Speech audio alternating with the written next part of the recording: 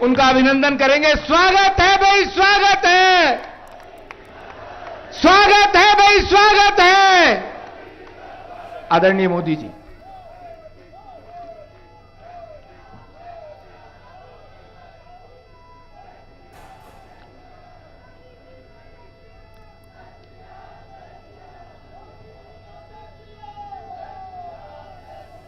सबसे पहले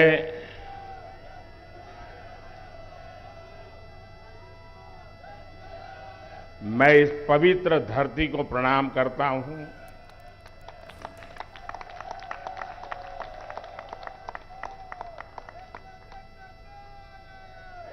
हमारे पूर्वजों को प्रणाम करता हूं और आप सबके माध्यम से मैं देशवासियों को आदरपूर्वक नमन करता हूं।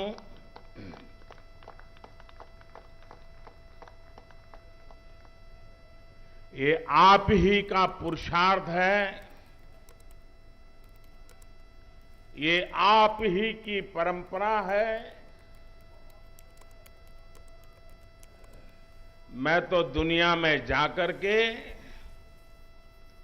सिर्फ आपके पराक्रमों के गीत गाता हूं।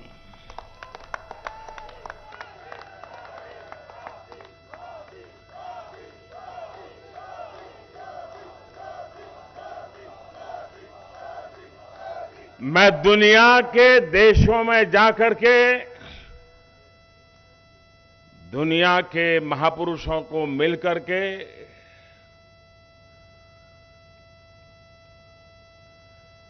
हिंदुस्तान के सामर्थ्य की बात करता हूं। हिंदुस्तान की युवा पीढ़ी की टैलेंट की चर्चा करता हूं और अवसर मिलने पर भारत कैसे खिल उठता है, भारत के नौजवान कैसा पराक्रम करके दिखाते हैं, ये बात मैं दुनिया में जाकर के बताता हूं।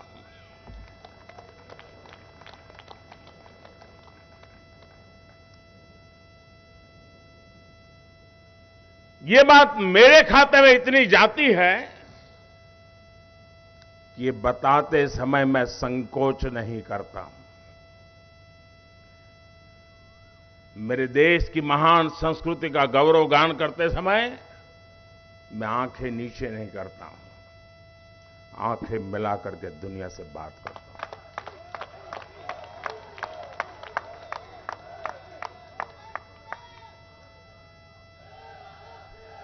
और ये सामर्थ्य क्यों आया है?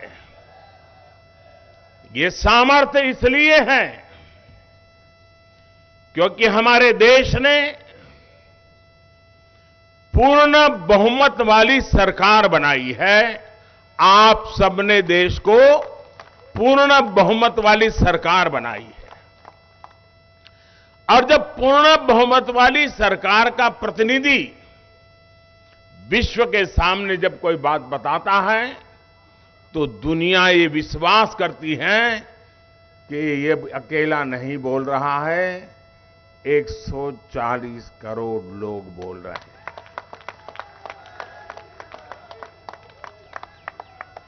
अभी नड्डा जी कह रहे थे कि मोदी जी को प्यार करने वाले लोग यहां आए हैं।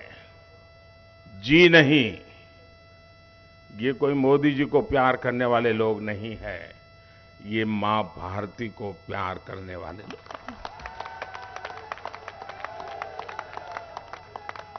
ये हिंदुस्तान को प्यार करने वाले लोग हैं।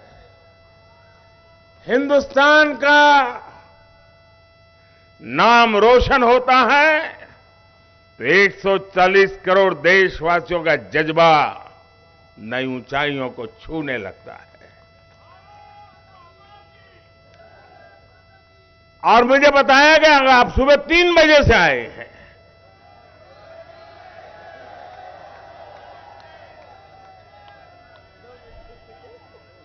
भारत की दुनिया में सही पहचान बने, भारत का दुनिया में जय जयकार हो। कोई हिंदुस्तानी इतना खुशियों से भर जाता है को रात को 3 बजे यहां आकर के पहुंच जाता है।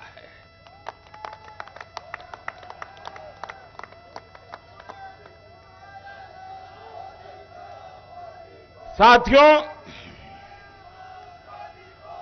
ये यात्रा समय तो ज्यादा नहीं था यात्रा का, क्योंकि ट्रैवलिंग में भी टाइम जाता है, लेकिन जितना समय मुझे उपलब्ध था उसका पल पल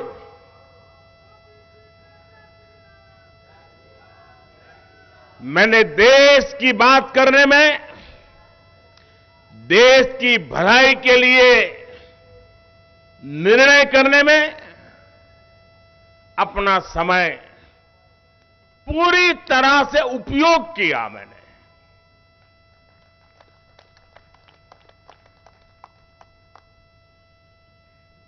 चालीस से अधिक महत्वपूर्ण लोगों के साथ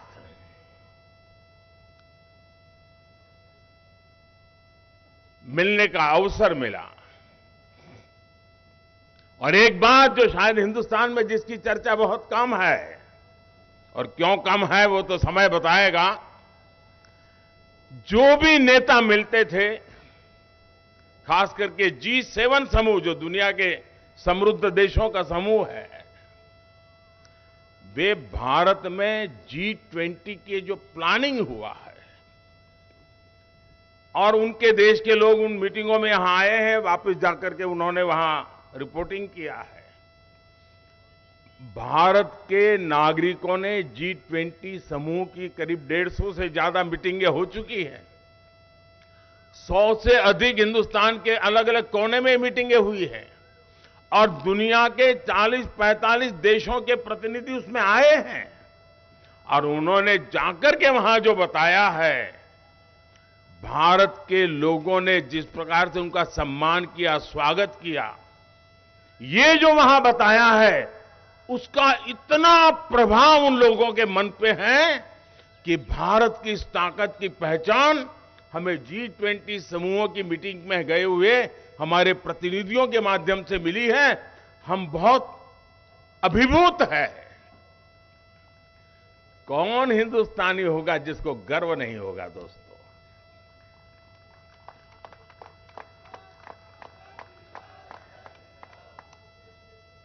कभी कभी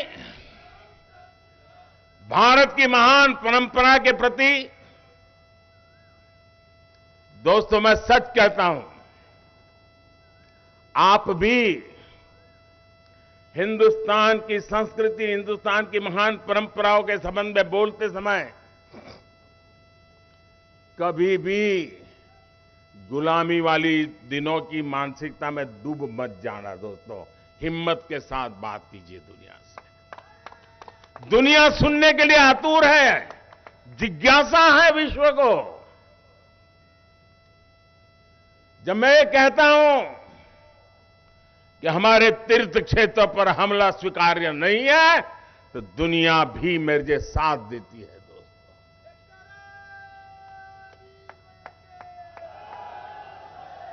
हिरोशिमा की धरती, जहां पर मानव संहार का भयानक घटना घटी थी, उस हिरोशिमा की धरती पर जब पूज्य बापू की प्रतिमा लगती है, शांति का विश्व को संदेश बड़े गर्व के साथ हम पहुंचा पाते हैं। जी,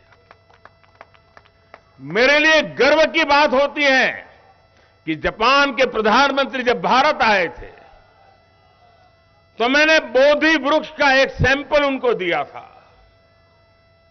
और उन्होंने बड़े गर्व के साथ मुझे बताया कि मोदी जी, जब मैं भारत आया था, आपने मुझे जो बोधि वृक्ष का पौधा दिया था, वो मैंने हिरोशिमा में, जहां ये बड़ा मानव संहार हुआ था, उस बोधि वृक्ष का पौधा वहां लगाया है और करुणा का, भारत का संदेश आने वाली पीढ़ियों को मिलता रहे, इसके लिए मैंने ये सोचा हुआ है।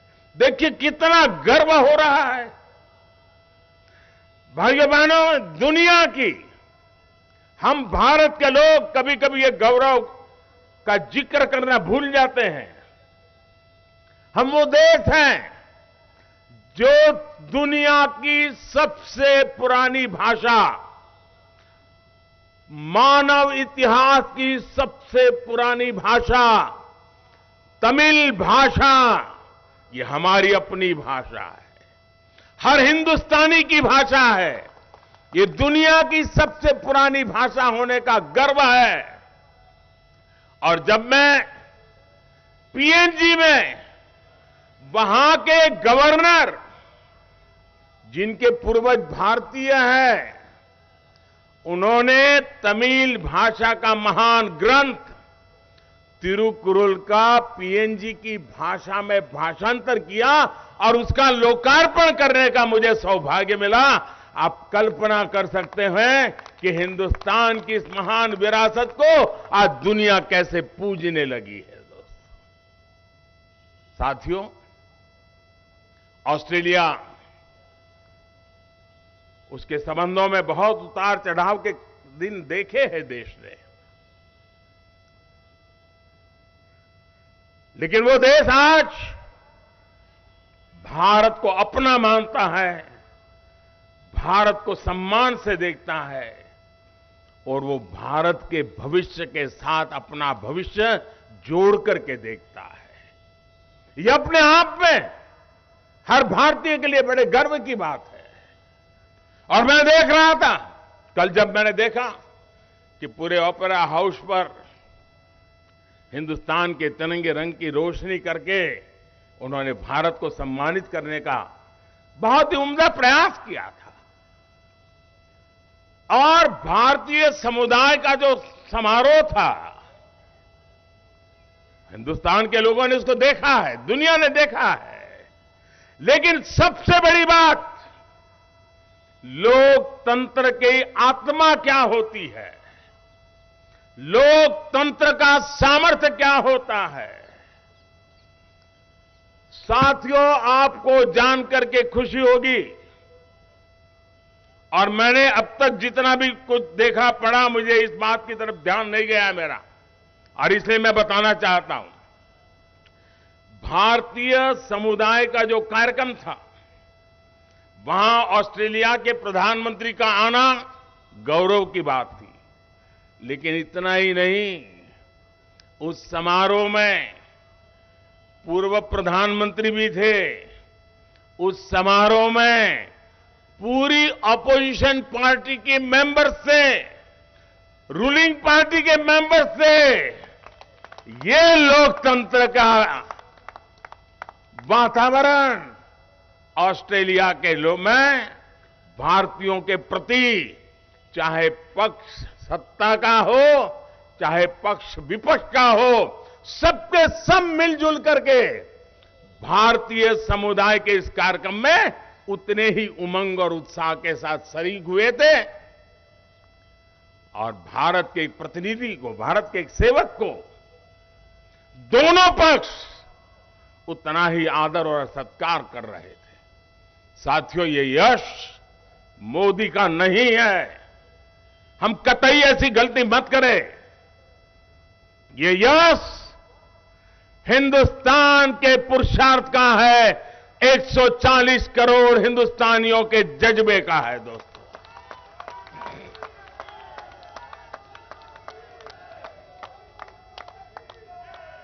साथियों, जब कोविड के खिलाफ दुनिया लड़ रही थी, एक एक व्यक्ति को जिंदगी बचाने के लिए एक एक परिवार जूझ रहा था। संकट बड़ा गहरा था, रास्ता सिर्फ अंधेरे के सिवाय कुछ नजर नहीं आ रहा था। इस बीमारी से कौन बचाएगा, कैसे बचाएगा, कौन सी जड़ी बूटी काम आएगी, दुनिया उलझन में थी। हर कोई अपनी अपनी कोशिश कर रहे थे। विश्व के समृद्ध से समृद्ध देश भी कोविड के सामने घुटने टेक चुके थे दोस्तों। उस पल को याद कीजिए, हमने भी अपने कई परिवारजनों को खोया है। उस दुख, उस दर्द को हम भूल नहीं सकते हैं। लेकिन जब मैं पैसिफिक आइलैंड के इन देश के नागरिकों से मिला, हर किसी की आंख में, वो चाहे ड्राइवर हो, होटल में काम करने वाला कोई व्यक्ति हो, चाहे सब समारोह के गेट पर खड़ा हुआ कोई व्यक्ति हो, चाहे सिक्योरिटी में काम करने वाला जवान हो, हर किसी की आंख में, जब हम उससे आंख मिलाते थे, वो भाषा तो नहीं जानता था, लेकिन उसकी आंखों से वो बताता था और कभी कभी इशारा करके बताता था कि आपने वैक्सीन दिया ना, इसलिए हम जिंदा हैं।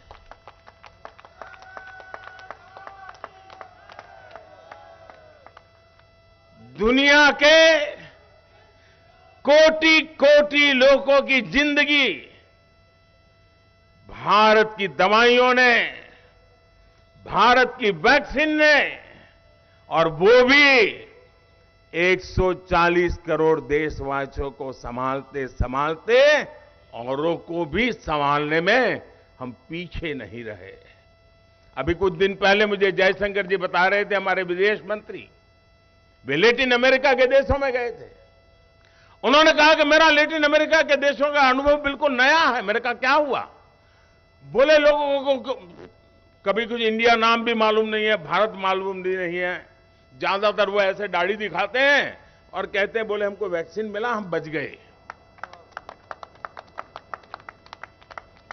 दुनिया में, और वो दुनिया याद कीजिए, जब हिंदुस्तान में मुझसे हिसाब मांगा जाता था कि मोदी तुमने दुनिया के लोगों को वैक्सीन देने की क्या जरूरत थी? ये बुद्ध की धरती है, ये गांधी की धरती है।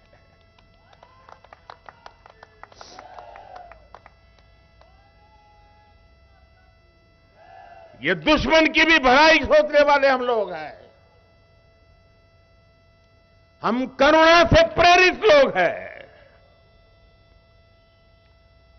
हम सद्भावना के लिए समर्पित लोग हैं। और इसी भाव को लेकर के विश्व में जहां भी बन पड़ता है हमने किया है। लेकिन साथियों, अब चुनौती बहुत बड़ी है। लेकिन चुनौतियों को चुनौती देना मेरे स्वभाव में है।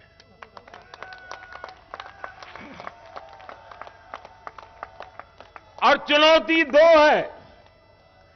कभी किसी देश को अपनी जड़ों को मजबूत करना एक बहुत बड़ी चुनौती होती है।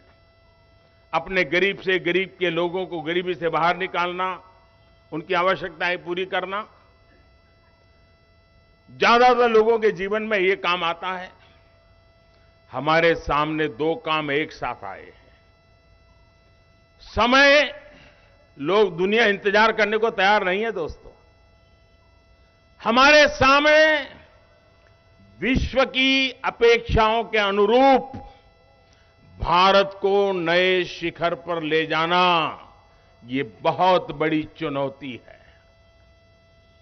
विश्व की आशा आकांक्षाएं भारत से बढ़ रही है। विश्व की हर समस्या के समाधान में भारत कुछ रास्ता निकाले, भारत उस रास्ते पर हमारे साथ चले।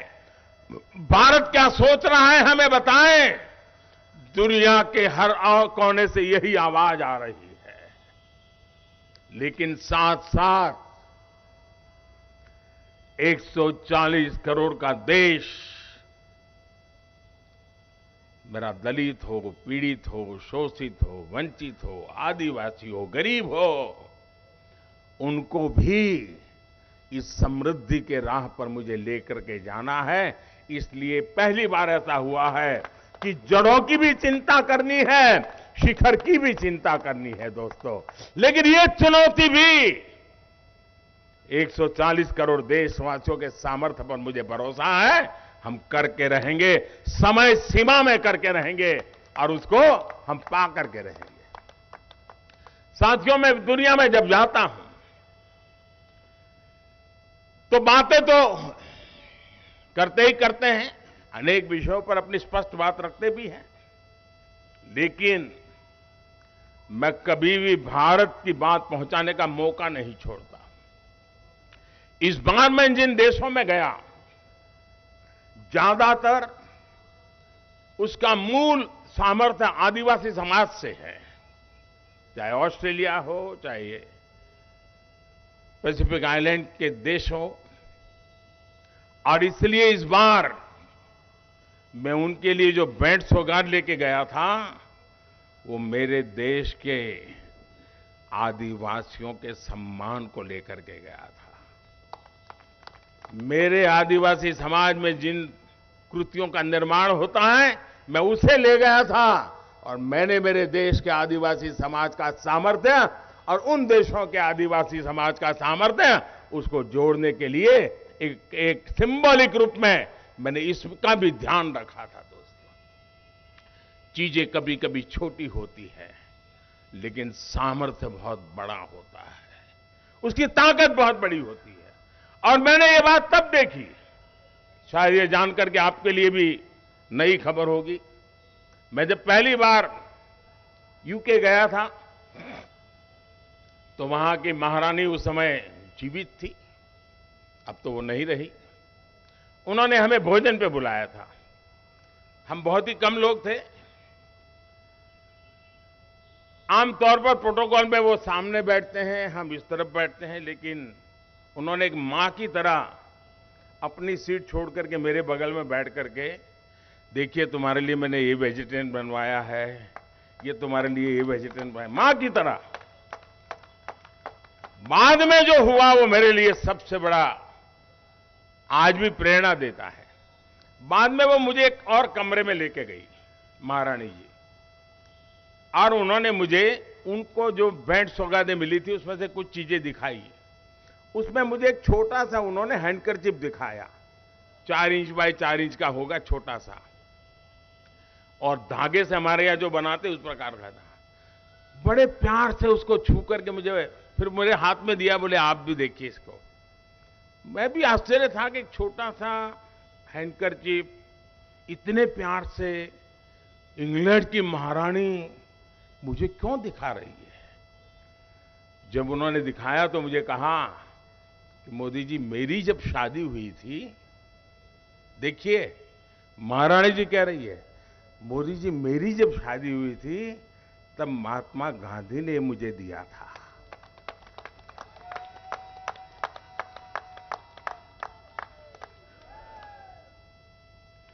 एक छोटा सा हैंडकरचीफ, हाथ से बुना हुआ हैंडकरचीफ, महारानी के मन पर इतने दशकों के बाद भी प्रभाव पैदा करता था।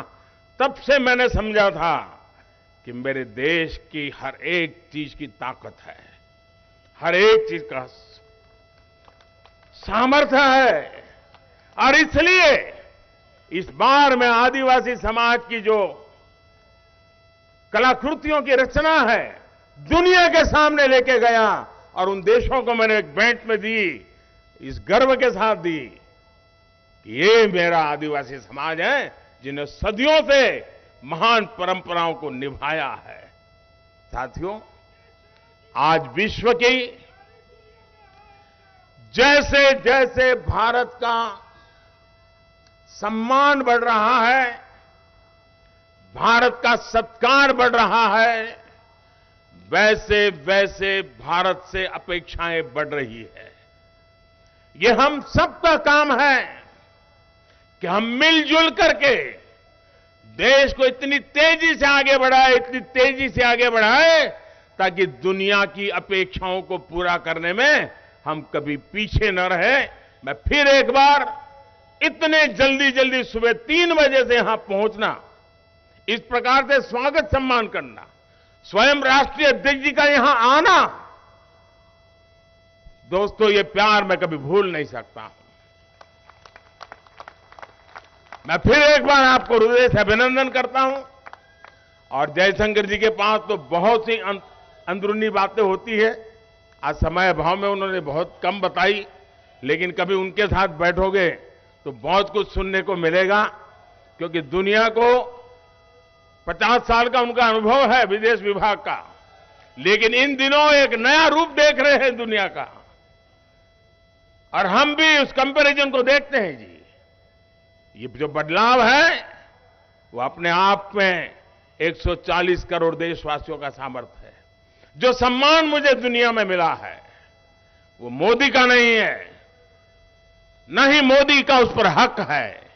ये सम्मान 100%, 100% 140 करोड़ देशवासियों का है, उनका अधिकार है। और मैं ये सम्मान उन्हीं को समर्पित करता हूं। बोलिए मेरे साथ, भारत माता की, भारत माता की, भारत माता की। बहुत बहुत धन्यवाद। बहुत बहुत धन्यवाद आदरणीय मोदी जी, आपने हम सबको